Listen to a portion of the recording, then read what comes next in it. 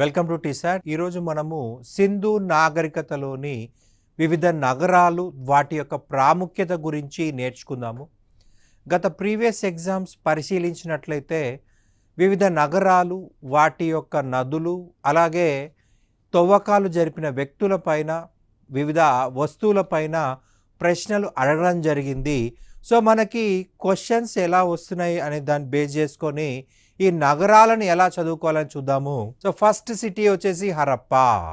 మనకి పాకిస్తాన్లోని పంజాబ్ రాష్ట్రంలో రావి నదీ తీరములో ఈ నగరం ఉంది. రైట్, పంజాబ్ రాష్ట్రంలోని రావి నదీ తీరంలో ఉంది. మనకి దేశ విభజన తరువాత తూర్పు పంజాబ్ వచ్చేసి ఇండియాకు వచ్చింది, పశ్చిమ పంజాబ్ వచ్చేసి పాకిస్తాన్కి వెళ్ళిపోయింది. మనకి పాకిస్తాన్ ప్రాంతంలోని ఈ యొక్క పంజాబ్లో రావి నది ఒడ్డున మనకి యొక్క తవ్వకాలు జరపడం జరిగింది. రైట్, హరప్పా నాగరికత సంబంధించి తొలి ఆనవాలు బయటపడ్డ ప్రాంతము హరప్పా అని చెప్పాలి. 1921లో ఈ నాగరికతకు సంబంధించి తొలిసారి తవ్వకాలు అనేవి జరిపాయి. రైట్, హరప్పా రైట్ ఈ యొక్క ప్రాంతంను బేస్ చేసుకొని ఈ నాగరికతకు హరప్పా నాగరికత అని కూడా పిలుస్తాము. రైట్, మనకి సింధు నాగరికతకే మరి ఒక పేరు హరప్పా నాగరికత. మొట్టమొదటిసారిగా కనిపెట్టబడ్డ ప్రాంతం పేరునే నాగరికతకు ఆపాదిస్తారు. అలా మనకు హరప్పా నాగరికత అనే పేరు వచ్చింది.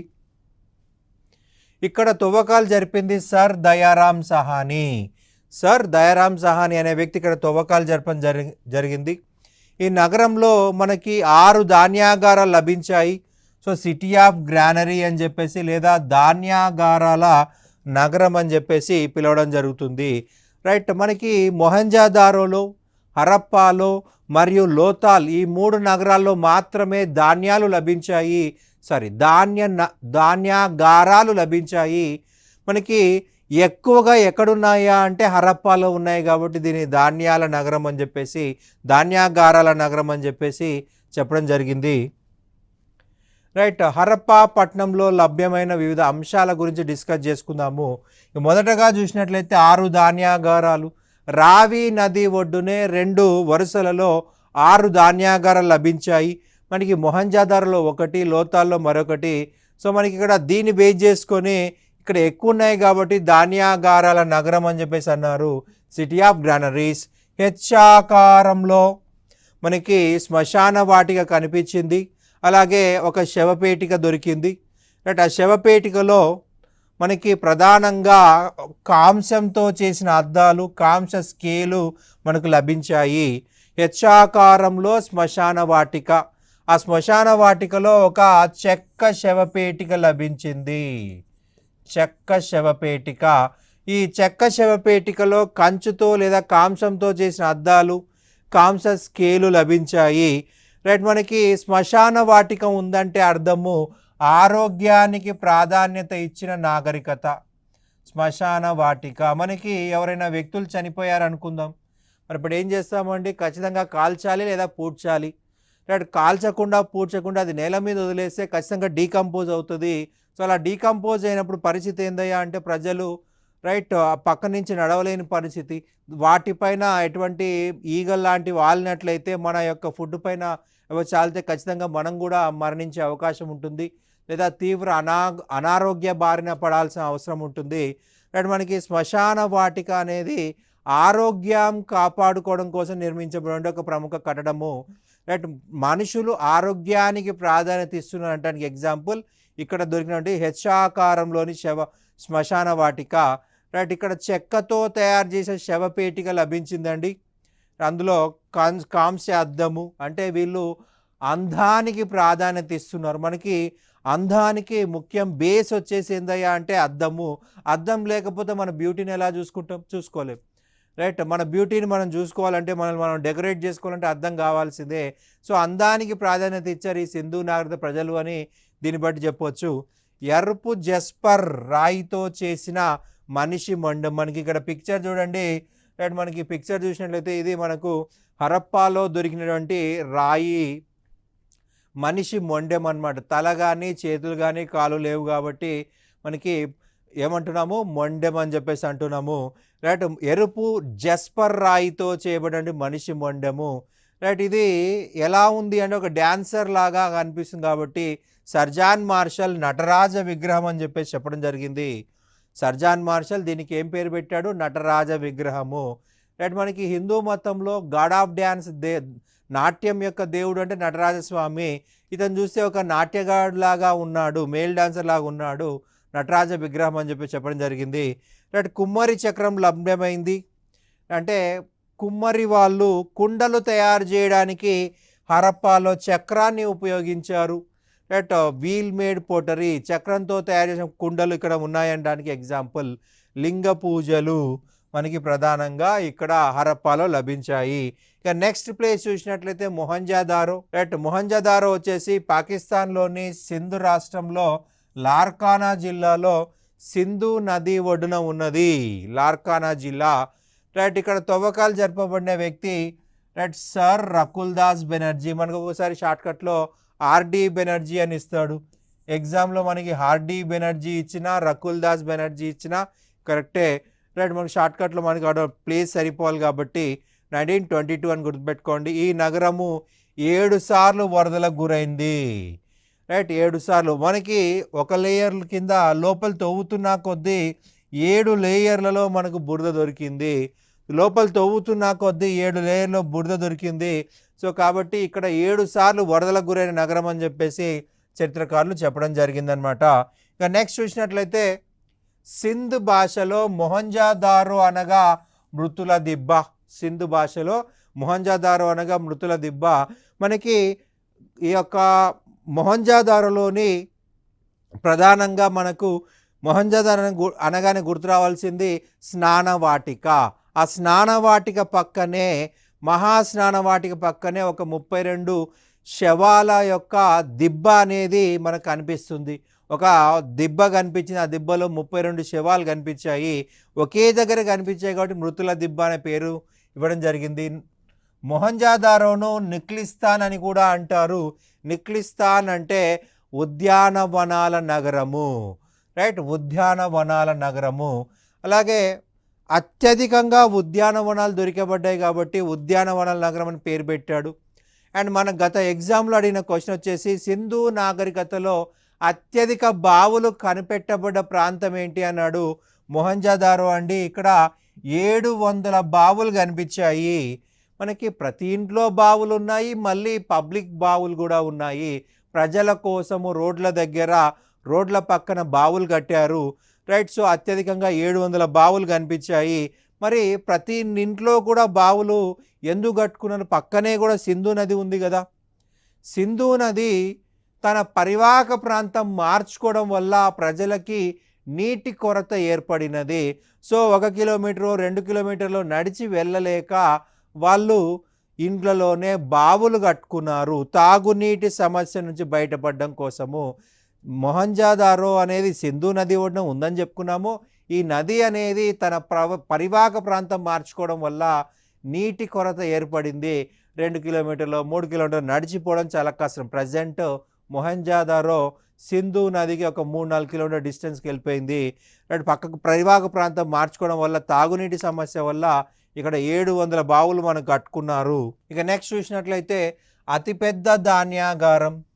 మనకి దీని మెజర్మెంట్ చూసినట్లయితే 150 × 50 ఫీట్స్ అండి. 150 × 50 ఫీట్స్.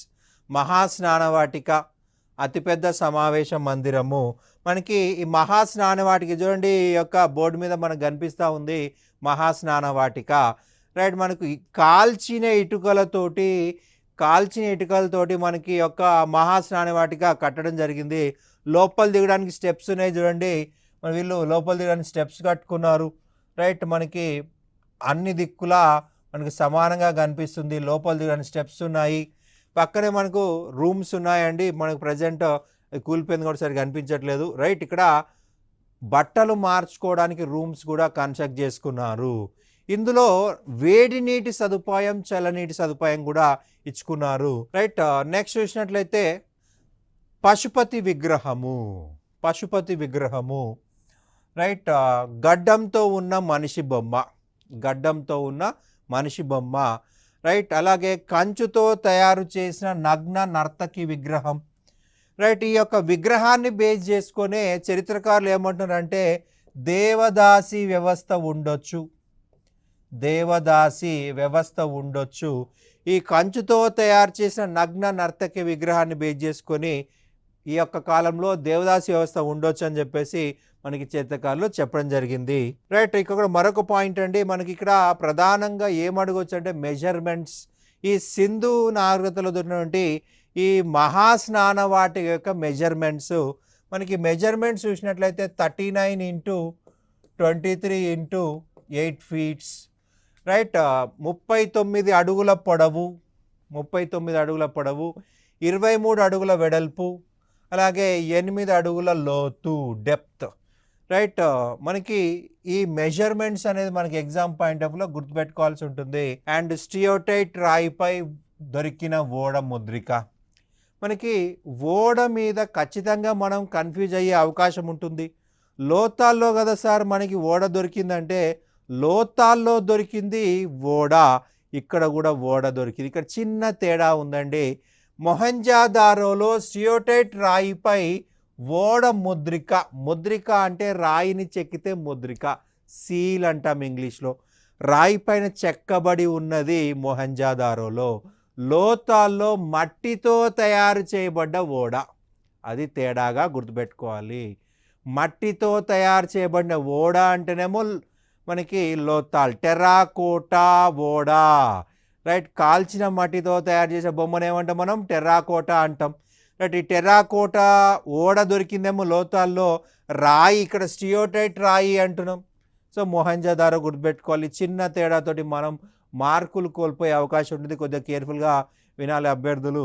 రైట్. సింధు నాగరికతలో అతి విశాల నగరం మొహంజదారో దాదాపుగా 500 హెక్టార్లలో ఉందండి. ఇది 500 హెక్టార్లలో ఉంది. రైట్. మనకి హరప్పా మొహంజదారో నగరాలను జంట నగరాలు అన్నది స్టూవర్ట్ పిగాట్. స్టూవర్ట్ పిగాట్ అనే వ్యక్తి జంట నగరాలు అని చెప్పేసి పిలవడం జరిగింది. ఇక నెక్స్ట్ చూసినట్లయితే చాన్హుదారో. మనకి హరప్పా మొహంజదారో తర్వాత మరి ఒక ముఖ్యమైన ప్రాంతం చాన్హుదారో. ఇది కూడా సింధు నదీ తీరంలోనే ఉంది. రైట్. సింధు రాష్ట్రం పాకిస్తాన్, సింధు రాష్ట్రం పాకిస్తాన్. ఇక్కడ మనము పారిశ్రామిక నగరంగా చెప్పుకోవాల్సి ఉంటుంది, ఖచ్చితంగా ఇది గుర్తుపెట్టుకోవాలి. సింధు నాగరికత యొక్క ప్రముఖ పారిశ్రామిక కేంద్రాలు 2, ఒకటి చాన్హుదారో, రెండోది లోతాల్. లోతాల్ ఈ 2 కూడా పారిశ్రామిక కేంద్రాలు అన్నమాట. రైట్. 3 సార్లు వరదలకు గురైన నగరము. మొహంజదారో 7 సార్లకు వరదలకు గురైతే ఇది 3 సార్ల వరదలకు గురైన నగరము చాన్హుదారో. 3 సార్లు వరదలకు గురైంది. ఇక్కడ ప్రధానంగా తవ్వకాలు జరిపింది ఎన్జీ మజుందార్. ఎన్జీ మజుందార్ అనే వ్యక్తి తవ్వకాలు జరిపాడు. రైట్. 1931లో ఇక్కడ తవ్వకాలు ప్రారంభించడం జరిగింది. రైట్. కోట గోడ లేని ఏకైక నగరము, రక్షణ కోట లేనటువంటి ఏకైక నగరము చాన్హుదారో. అలాగే మనకి ఇక్కడ ప్రధానంగా లభించిన అంశాలు చూసినట్లయితే అలంకరణ పెట్టె, డెకరేషన్ బాక్స్, సిరాబుడ్డి, ఇంక్ పాట్, పూసల పరిశ్రమ, bead industry, bead making industry, పూసల పరిశ్రమ, అలాగే పిల్లి యొక్క కాలి ముద్రలు, ఫుట్ ప్రింట్స్ ఆఫ్ క్యాట్, ఇవన్నీ మనకి ఇక్కడ తెలుస్తూ ఉన్నాయి. సింధు నాగరికత ప్రజల్లో ముఖ్యంగా ఈ చాన్హుదారో ప్రజలు పూసలు తయారు చేశారు. బంగారంతో పూసలు కలిపారు, వెండితో పూసలు కలిపారు, ఐవరీతో పూసలు కలిపారు. ఈ రైట్ కలిపి పరిశ్రమలు తయారు చేసి ఆభరణాలను వివిధ ప్రాంతాలకు ఎగుమతి చేశారు. రైట్. పిల్లి యొక్క కాలి ముద్రలు అంటే ఈ కాలం నాటికే ప్రజలు పిల్లిని డొమెస్టికేట్ చేసుకున్నారు, పెంపుడు జంతువుగా మార్చుకున్నారు అనడానికి ఎగ్జాంపుల్ అన్నమాట పిల్లి యొక్క కాలి ముద్రలు. రైట్. ఇక నెక్స్ట్ చూసినట్లయితే అంబ్రీ. ఇది సింధు రాష్ట్రంలో ఉందండి, సింధు నది తీరంలోనే ఉంది. రైట్. ఇది కూడా పాకిస్తాన్ అని చెప్పాల్సి ఉంటుంది. ఇక్కడ కూడా ఎన్జీ మజుందార్ అనే వ్యక్తి తవ్వకాలు జరిపాడు. ఖడ్గమృగము, ఖడ్గమృగం సంబంధించిన ఆధారాలు లభించిన ప్రాంతం అంటే అంబ్రీ అని గుర్తుపెట్టుకోవాలి. ఈ నగరము సింధు నాగరికత కంటే ముందుగానే ఏర్పడినది. సింధు కాలం కంటే ముందుగా ఏర్పడింది అంబ్రీ. రైట్. మనకి ఇక్కడ ప్రధానంగా మనకి ఎగ్జామ్లో ఏం గుర్తుపెట్టుకోవాలి అంటే ఖడ్గమృగం అని గుర్తుపెట్టుకోవాల్సి ఉంటుంది. సింధు నాగరికత కంటే ముందే ఏర్పడిన దశను పూర్వ హరప్పా సంస్కృతి అని అంటారు. ఈ సంస్కృతి గురించి 1950లో ఫేర్ సర్వీస్ అనే చరిత్రకారుడు తెలియజేయడం జరిగింది. రైట్, ఇక్కడ ప్రధానంగా ప్రజలు వ్యవసాయము మరియు పశుపోషణ పైన ఆధారపడి జీవనం కొనసాగించారు. సింధు ప్రజలు ప్రధానంగా వ్యవసాయము పశుపోషణ పైన ఆధారపడి నివసించారు. రైట్, అంబ్రీ ప్రాంతం చెందినటువంటి ప్రజలను గుర్తుపెట్టుకోవాలి. అంబ్రీ ప్రాంత ప్రజలు, వ్యవసాయము పశుపోషణ. ఇక నెక్స్ట్ చూసినట్లయితే మన భారతదేశం, రైట్, మనకి ఇండియా డివైడ్ అయిన తర్వాత అటు మనము కొన్ని ఇప్పుడు చెప్పుకునే కూడా పాకిస్తాన్ ప్రాంతంలో ఉన్నాయి. గతంలో అది ఇండియానే, అది ఇండియా చరిత్రగానే భావించాలి. రైట్, ప్రస్తుత భారతదేశంలో ఉన్నటువంటి ప్రాంతాలు లోతాల్. గుజరాతీ భాషలో లోతాల్ అనగా మృతుల దిబ్బ. మనకి లోతాల్లో కూడా గుట్టలు గుట్టలుగా శవాలు దొరికాయి. సో సేమ్ పేరు పెట్టడం జరిగింది, సేమ్ పేరు పెట్టారనమాట.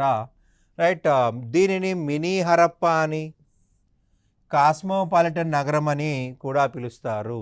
ఇక్కడ తవ్వకాలు జరిపిన వ్యక్తి yes Ramarao.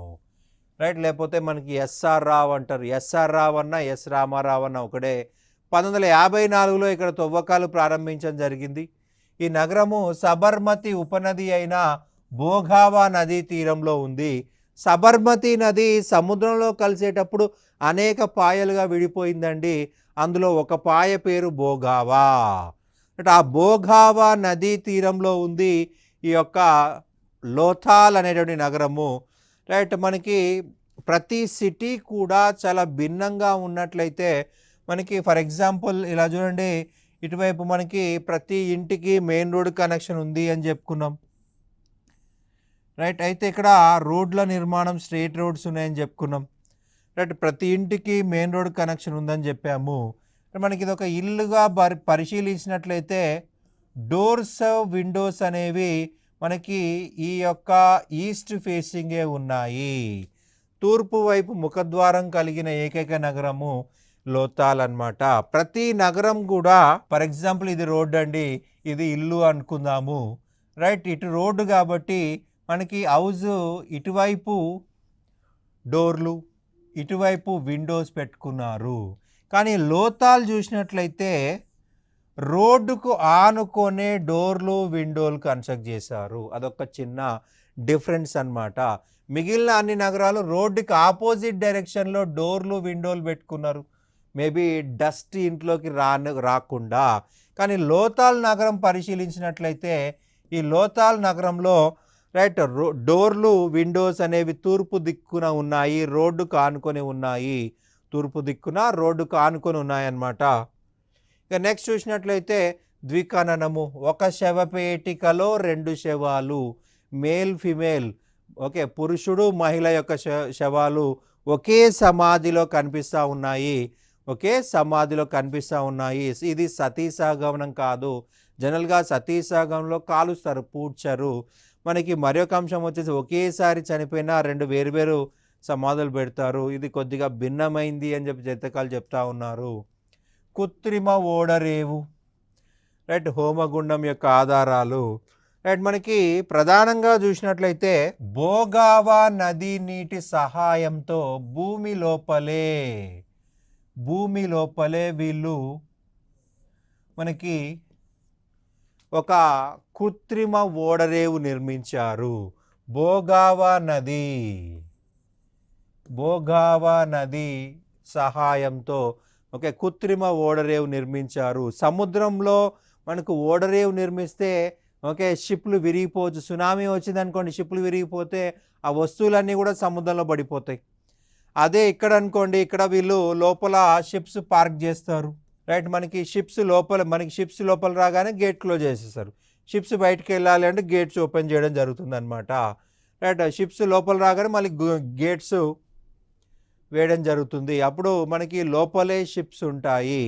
Right, for example ఇది అంత అవసరం ఏంటి అంటే మనకి సునామీ వచ్చింది అనుకుందాం, మనకి షిప్ ఇక్కడ పార్క్ చేయబడింది, షిప్లో ఉన్న వస్తువులు మనకు లభిస్తాయా? లభించవు. సో అదే ఇక్కడ అనుకోండి, ఒకవేళ సునామీ ఎఫెక్ట్ వల్ల ఇది నాశనం అయినా సునామీ తగ్గిపోయిన తర్వాత రైట్ వాటర్ని బయటికి పంపించేసి రైట్ ఇక్కడ లోపల పడ్డ వస్తువులను సేకరించుకోవచ్చు. అదే సముద్రంలో వస్తువులు కోల్పోయామనుకుందాం, సముద్రం నీళ్ళు ఎటు పంపిస్తాం? ఇంపాసిబుల్. ఇక్కడైతే నీటిని ఈజీగా బయటికి పంపించేసి వస్తువులను సేకరించుకోవచ్చు. తుఫాను కావచ్చు, సునామీ కావచ్చు, ఇంకో విధంగా అక్కడ జరిగినప్పుడు ఖచ్చితంగా ఆ ప్రాంతాన్ని క్లియర్ చేసి ఆ వాటర్ని బయటికి పంపించేసి ఈజీగా వస్తువులను సేకరించుకోవచ్చు. కృత్రిమ ఓడరేవు నిర్మాణము చేసుకున్నారు.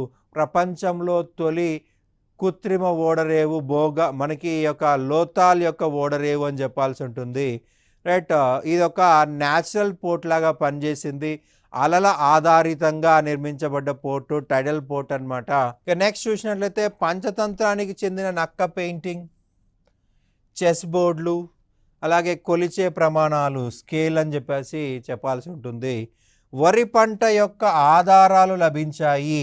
వరి గింజలు లభించిన ప్రాంతము లోతాల్. వరి గింజ లభించిన ప్రాంతం లోతాల్ అన్నమాట. అలాగే టెర్రాకోటా గుర్రం బొమ్మ. టెర్రాకోటా అంటే కాల్చిన మట్టి. కాల్చిన మట్టితో తయారు చేసిన గుర్రం బొమ్మ కూడా మనకి ఇక్కడ దొరికాయి. ఇక నెక్స్ట్ ప్లేస్ చూసినట్లయితే ధోలావీరా. భారతదేశంలో అతిపెద్ద ప్రాంతము ధోలావీరా. అయితే మనకు రీసెంట్గా రకీగరి అనే ప్రాంతంలో కొత్త కొత్త మౌంట్స్ కనిపించాయి, కానీ ఇంకా తవ్వకాలు జరగలేదు, చాలా టైం పడుతుంది. ఆలోపు మనము అతిపెద్దది అంటే మనం ధోలావీరా అని చెప్పుకోవాల్సి ఉంటుంది. గుజరాత్లోని కచ్ జిల్లాలో ఉందండి. రైట్, ఇక్కడ తవ్వకాలు 2 సార్లు జరిగాయి.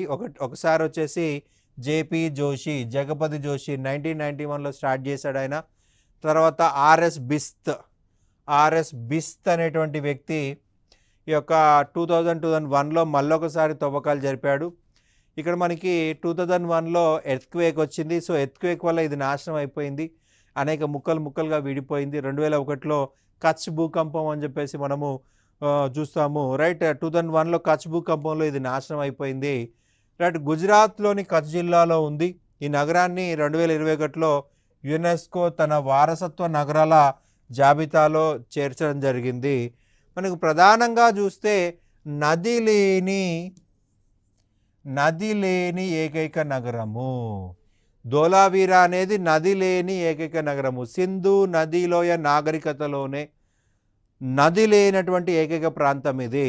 రైట్, నది లేదు కాబట్టి వాళ్ళు ఏం చేశారు? రిజర్వాయర్ నిర్మాణం చేసుకున్నారు. రైట్, రిజర్వాయర్ నిర్మాణం చేసుకున్నారు. వర్షపు నీటిని సేకరించారు. వర్షపు నీటిని సేకరించి ఆ వాటర్ని వ్యవసాయ అవసరాల కోసం, భవిష్యత్ అవసరాల కోసము రిజర్వాయర్లో సేవ్ చేసుకున్నారు. ఈ రిజర్వాయర్లో దిగడానికి 32 మెట్లు కూడా నిర్మించుకున్నారండి. 32 మెట్లు నిర్మించుకున్నారు. అలాగే ఒక స్టేడియం కూడా నిర్మించుకున్నారు. రైట్, మనకి ఒక దగ్గర 10 గుర్తులతో చాలా పెద్దగా మనకి హరప్పా ముద్రిక లభించింది. మనకి ఒకే దగ్గర పెద్ద పెద్ద అక్షరాలు రాశారనమాట. రైట్, అయితే మనం ఈ రోజు వరకు కూడా భాషని అర్థం చేసుకోలేకపోయాం కాబట్టి దాని యొక్క అర్థం ఏంటో మనకు తెలీదు. మనకి చాలా ప్లేసుల్లో, చాలా సిటీస్లో పెద్ద పెద్ద అక్షరాలతో ఆ సిటీ యొక్క గొప్పతనాన్ని వివరిస్తూ సింబల్స్ పెడతా ఉంటారు ఈ మధ్యకాలంలో. అంటే ఐ లవ్ ఇండియా అని చెప్పేసి, ఐ లవ్ ఢిల్లీ అని చెప్పేసి, ఐ లవ్ బెంగళూరు అని అక్కడక్కడ అటువంటిది పెట్టడం జరిగింది. 10 గుర్తులతోటి హరప్పా ముద్రిక లభించింది. రైట్, ఇక వెండి ఆభరణాలు కూడా మనకి ధోలావీరా నగరంలో కనిపించాయి. ఇక నెక్స్ట్ చూసినట్లయితే సుర్కాటోడా. ఇది గుజరాత్ రాష్ట్రంలో ఉందండి. ఇక్కడ తవ్వకాలు జరిపిన వ్యక్తి జగపతి జోషి. గుర్రం యొక్క అవశేషాలు మనకి లభించాయి. సింధు ప్రజలకు తెలియని జంతువు గుర్రం అయినప్పటికీ సుర్కాటోడాలో గుర్రం ఎముకలు దొరికినవి, కానీ ఇవి గాడిద ఎముకలు అని చెప్పేసి రొమిలా థాపర్ మనకి చెప్పడం జరిగింది. రాతితో రక్షణ గోడ నిర్మించిన ఏకైక నగరం సుర్కాటోడా. రాతితో రక్షణ నగరము. ఇక నెక్స్ట్ ప్లేస్ చూసినట్లయితే కాళీబంగన్. రాజస్థాన్లోని గగ్గర్ లేదా సరస్వతి నదీ తీరంలో ఉంది. గగ్గర్ లేదా సరస్వతి నదీ తీరంలో ఉంది. కాళీబంగన్ అనగా నల్లటి గాజులు అని అర్థము. రైట్, ఇక్కడ 1953లో అమలానంద ఘోష్ అనే వ్యక్తి తవ్వకాలు జరిపాడు. రైట్, బీబీలాల్ మరియు బీకే థాపర్లు 1961లో తవ్వకాలు జరపడం జరిగింది. రైట్, ఇచ్చట భూమి దున్నిన ఆధారాలు, వంటి అవశేషాలు, సర్పలేఖనం, హోమగుండం సంబంధించి ఆధారాలు కనిపించాయి. అయితే మనకు సింధు నాగరికత సంబంధించి భూకంపం వచ్చినట్లు కొన్ని ఆధారాలు ఉన్న మొదటి నగరం కాళీబంగన్. ఇక నెక్స్ట్ చూసినట్లయితే రంగాపూర్, గుజరాత్లోని బాదర్ నది ఒడ్డున ఈ నగరం ఉన్నది. ఈ తవ్వకాలు జరిపింది ఎంఎస్ వ్యాట్స్ 1931లో ఇక్కడ తవ్వకాలు జరిపాడు. వరి పంట సంబంధించిన ఆధారాలు మనకి ఇక్కడ లభ్యమయ్యాయి. వరి పొట్టు లభించిన ప్రాంతం రంగాపూర్. రోపార్ పంజాబ్లోని సట్లెజ్ నదీ తీరంలో ఉంది. స్వాతంత్రం అనంతరం బయలుపడిన మొదటి నగరం రోపార్. దాన్ని ఇప్పుడు రూప్ నగర్ అని చెప్పేసి అంటున్నారు. వైడి శర్మ 1955 ఇక్కడ తవ్వకాలు జరపడం జరిగింది. ఒకే సమాధిలో కుక్క శరీరంతో పాటు ఒక మనిషి శరీరం కూడా లభించింది, ఒక బన్వాలి. సింధు ప్రజలకు సంబంధించి గ్రిడ్ విధానం లేని ఏకైక నగరము బన్వాలి. మనకి బన్వాలి చూసినట్లయితే సరస్వతి నదీ తీరంలో ఉందండి. సరస్వతి నదీ తీరంలో ఉంది. ఇక్కడ ఏ వ్యవస్థ ఉందయ్యా అంటే వృత్తాకార వ్యవస్థ ఉంది. గ్రిడ్ వ్యవస్థ లేదు, వృత్తాకార వ్యవస్థ ఉంది. ఇక్కడ తవ్వకాలు జరిపింది రవీంద్ర సింగ్ బిస్త్, ఆర్ఎస్ బిస్త్ 1974. బన్వాలీలో బంకమట్టి, నాగలి, బార్లీ, ఆవాలకు సంబంధించిన అవశేషాలు, 11 గదులు కలిగిన భవంతి బయటపడ్డాయి. 11 గదులున్న భవంతి బయటపడింది. ఈ నగరము వృత్తాకారంలో నిర్మించడం జరిగింది. 2004లో మహారాష్ట్రలో గల ప్రవర నది తీరంలో బయలుపడిన నగరం దైమాబాద్. దైమాబాద్ 2004లో తవ్వకాల్లో బయటకు వచ్చింది. ఇక్కడ కంచుతో చేసిన ఏనుగు బొమ్మలు, కంచు రథం లభ్యమయ్యాయి. ఫైనల్గా సింధు నాగరికత పతనానికి గల కారణాలు. ఆరుల దండయాత్ర అని చెప్పింది మార్టిమర్ వీలర్. ఆరుల దండయాత్ర అని చెప్పింది మార్టిమర్ వీలర్. ఈ మార్టిమర్ వీలర్ ఏం చెప్పాడంటే మనకు మహాస్నాన వాటిక పక్కనే ఒక 32 స్కెల్టన్స్ దొరికాయి. ఈ 32 స్కెల్టన్స్ మీద కత్తిఘాట్లు ఉన్నాయి. సో దీన్ని బేస్ చేసుకొని ఆర్యులు ఇనుము వాడారు. సో కత్తిఘాట్లు ఆరుల దండయాత్రకి కనెక్ట్ చేశాడు ఈయన. ఆరులే ఇనుము ఉపయోగించారు. సో కాబట్టి ఈ ఆరుల వలనే నాశనం అయింది అంటాడు మార్టిమర్ వీలర్. థార్ ఎడారి విస్తరించటం, అలాగే వాతావరణంలో మార్పులు. దీన్ని వాతావరణంలో వచ్చే మార్పుల గురించి చెప్పింది సర్జాన్ మార్షల్ అండ్ కౌశాంబి. నదులు ఎండిపోవుట డాక్టర్ అగర్వాల్. నదులు ఎండిపోవుట డాక్టర్ అగర్వాల్. ప్రకృతి వైపరీత్యాలు ఏ ఘోష్. పర్యావరణ సమస్యలు ఫెయిర్ సర్వీస్. అత్యధిక మంది చరిత్రకారులు ఆరుల దండయాత్ర వల్లనే సింధు ప్రజలు అంతమయ్యారని అభిప్రాయపడ్డారు. ఇది మనకు సింధు ప్రాంతం సంబంధించి సమగ్ర సమాచారము. Thank you.